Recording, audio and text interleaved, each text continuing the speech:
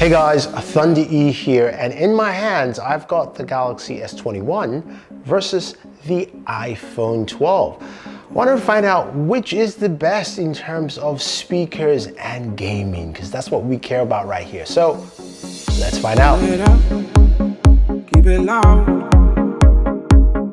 All right guys, thank you for joining me on the channel. If you haven't subscribed already, hit the subscribe button and notification icon to watch more videos like this on the channel.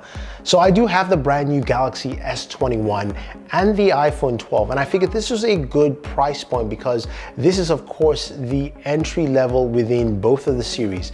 Yes, I know there's an iPhone 12 mini, but as we've seen, Apple has cut production and is moving over to the 12 and 12 Pro. So most people are looking at the iPhone 12 if you're an iOS user. And of course, if you're a Galaxy user, then the Galaxy S21 is the device for you. So looking at both devices, they've got, of course, different cameras. We have the triple camera setup on the Galaxy S21, and we've got, of course, a dual camera setup. This is not a camera video, so I'm not showcasing that, but go ahead and check out Super Sap's video on that. He does a good job on it, as well as my buddy Danny Wingett. But what we care about is internals for gaming. But before we get to that, what about audio? It's really important in your gaming experience. Both of them have stereo speakers, with the Galaxy S21 using Dolby Atmos. So without wasting any more time, let's take a listen to audio from both speakers and then we'll find out.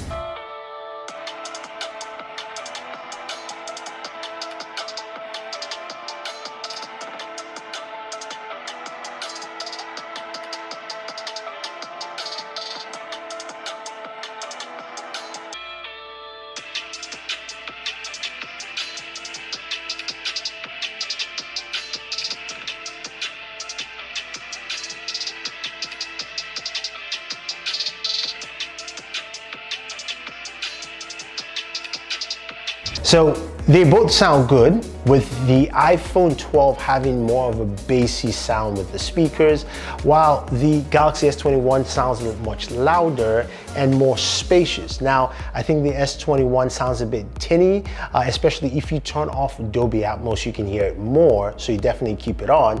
But I want you guys to let me know which of these two speakers you like. I'm kind of in between both. I prefer the S21 Ultra, honestly, but I would say these two on two different spectrums here. But anyway, let's get into gaming. Now, we do have the Snapdragon 888 on the Galaxy S21 or the Exynos version, but my version here is the Snapdragon version.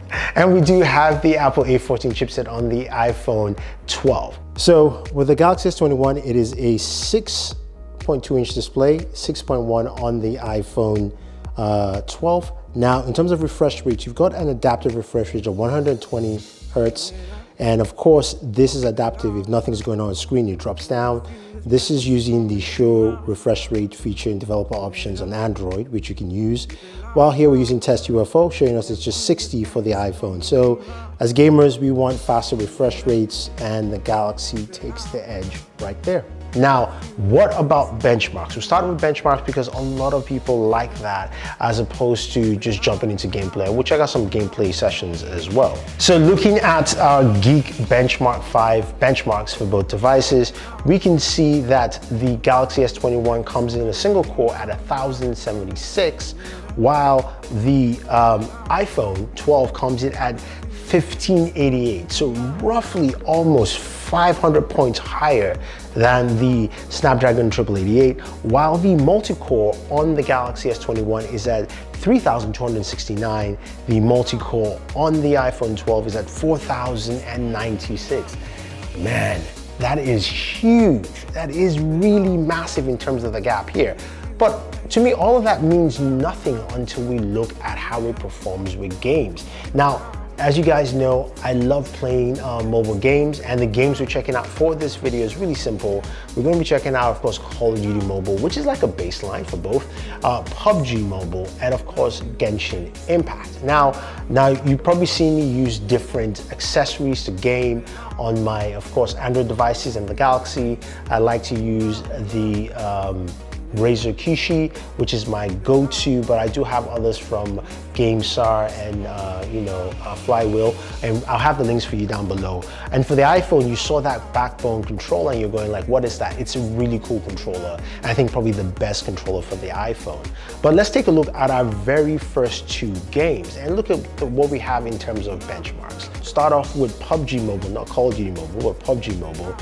With settings here at Ultra HD Ultra for the S21, we got 40 frames per second with 100% FPS stability, while for the iPhone 12, we got 43 frames per second with 99% stability. It's 2 FPS more, doesn't really matter. But looking at the CPU usage, the iPhone is at 53%, GPU is at 32%. Now, granted, GPU is not registered on the Galaxy. The CPU usage is rated at 10.94. Now, memory usage is much higher on the Galaxy at 840 in terms of the average memory, while it's 675 megabits per second on the iPhone. So again, very similar. FPS is higher on the iPhone, but it's more consistent on the Galaxy. Granted, it's only by 3 FPS points. So when we go over to check, of course, Smooth Extreme, which is the next setting you can use, I like to use with PUBG Mobile. Looking at the Galaxy S21, 60 frames per second, 100% FPS stability, which is great, while the iPhone is at 59% with 100% FPS stability. Again, this is marginal in the line of error, so I think that's fine.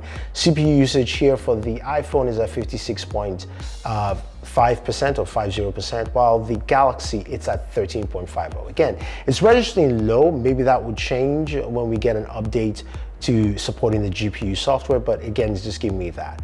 But in terms of memory, we're looking at 863 for the Galaxy, while it's 671 megabits per second for the iPhone. So again, memory usage there is lower. Now, when we move over to Call of Duty Mobile, now, of course, this one we expect it to run well because the game always runs well. I mean, it's COD Mobile, it's not intensive, but it's a good baseline just to check out. 60 FPS, 99% stability for the Galaxy S21 with 1,132 megabytes of memory usage. Again, CPU is at 10.81, so I'll kind of discard that because it's very similar there. Now with the iPhone, we're looking at 59 frames per second with 100% FPS stability, and the memory usage is 941, so a bit higher here with Call of Duty Mobile as opposed to what we had on PUBG.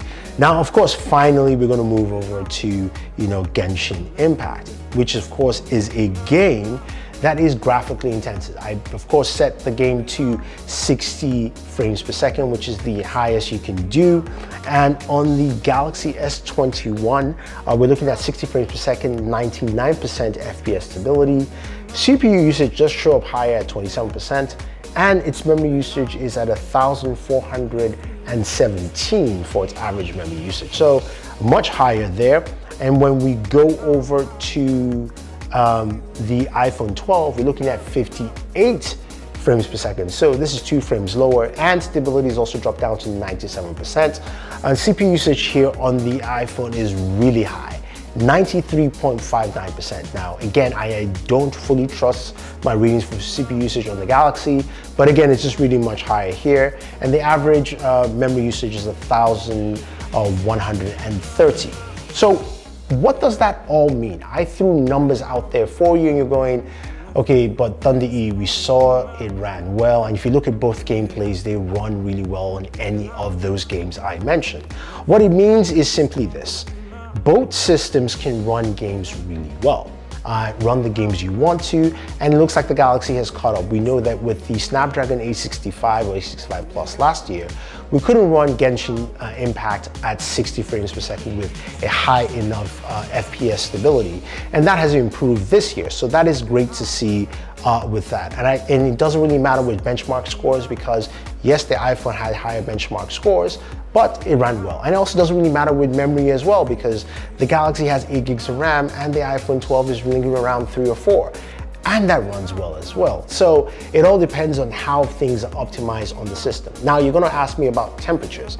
This is where Samsung has caught up with Apple. Now, usually we know there's a lot of thermal cooling on Samsung devices.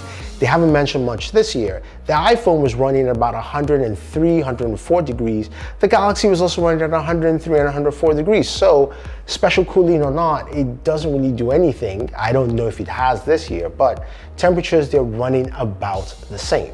Now, when it comes to battery life, here is a little bit different. We know the Galaxy S21 has a 4,000 milliamp battery, and the iPhone has a 2,850 milliamp battery. So there is a big difference between batteries, and it shows while gaming. I can definitely attest to you that the iPhone battery drains much faster on the iPhone 12 than it does on the Galaxy S21. So if you want to game for longer periods of time, the S21 is the device for you. Also, if you're using 5G, whether it be gaming or anything else, the iPhone 12 just does not cut it. It drains really fast. And I think this is just because the 5G SoC chipset is not on the same die as, of course, the chip, as opposed to the S21 where everything is all on the same die, so it's a bit more efficient.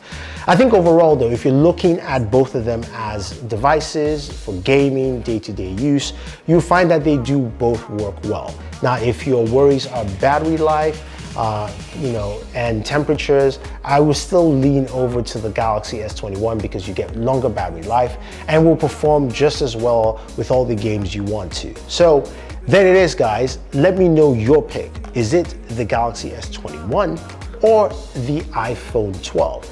If you have any questions or any comments, leave them down below. Otherwise, don't forget to like, share, subscribe, and always enjoy your entertainment.